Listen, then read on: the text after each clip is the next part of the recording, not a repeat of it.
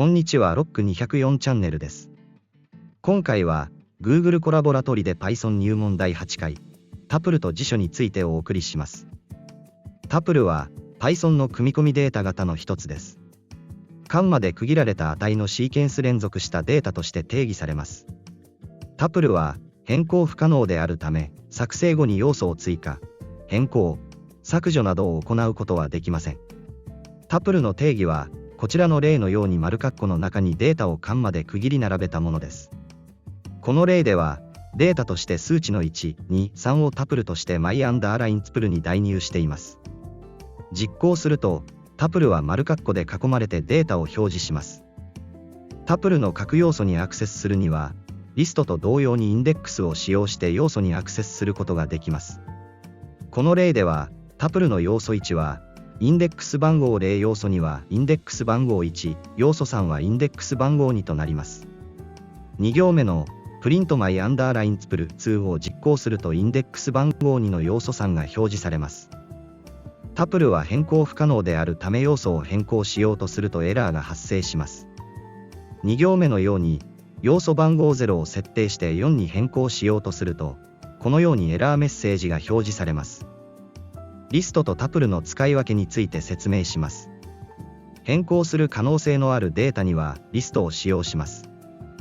例えば、ユーザーからの入力を受け取る場合や、プログラムの実行中にデータを追加または削除する必要がある場合は、リストを使用します。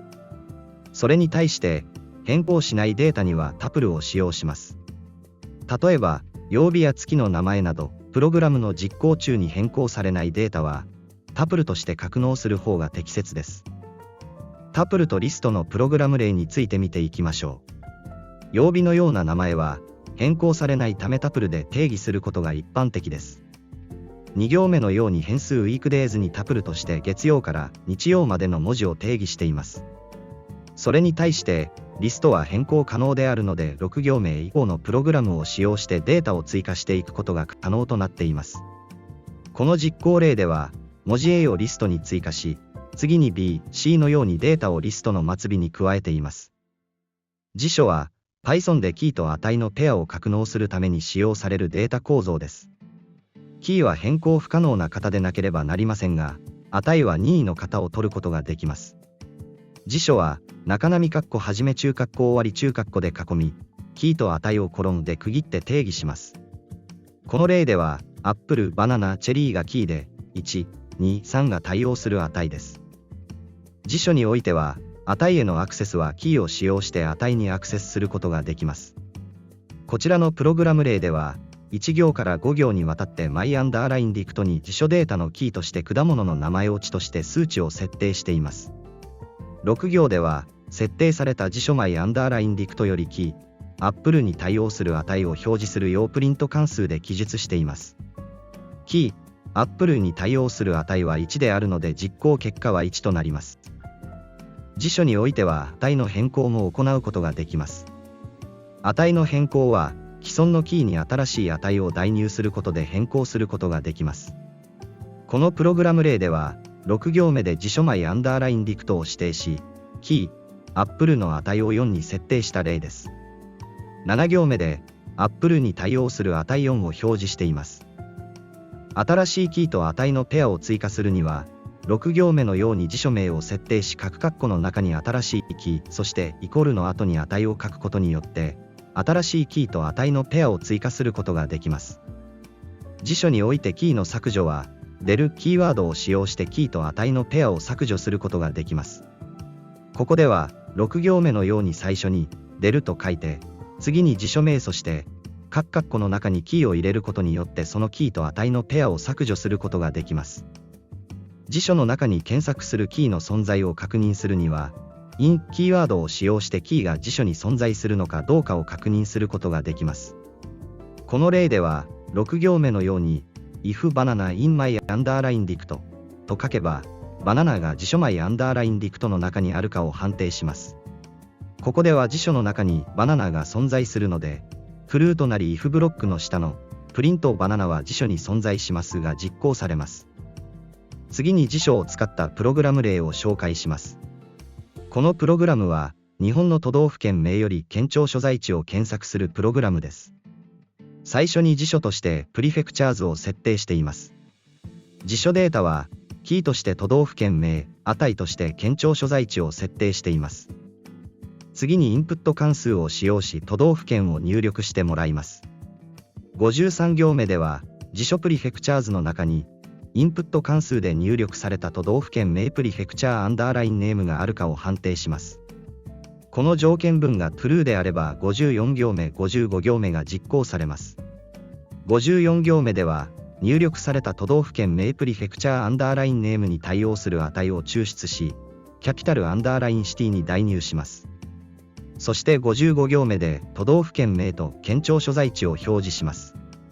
またフォルスの場合は57行目の都道府県名が見つかりませんの文字列を表示します。もう一つ辞書を使用したプログラム例を示します。この例では集計と統計値の算出を行いますので、3行目でパンダスモジュールをインポートし、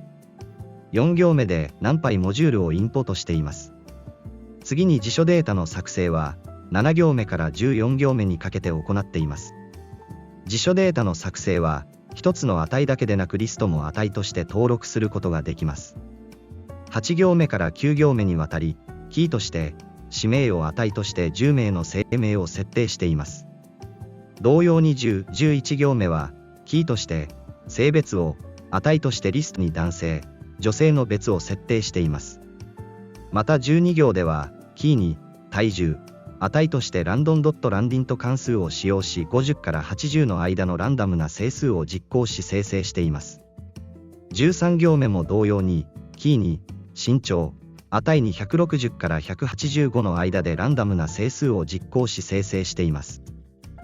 前のスライドで設定した辞書の内容を表示するのが左側に書かれたプログラムとなります。また表示結果は右のように10名の氏名、性別、体重、身長をプリント関数で表示しています。こちらは19行目以降のプログラムの説明となります。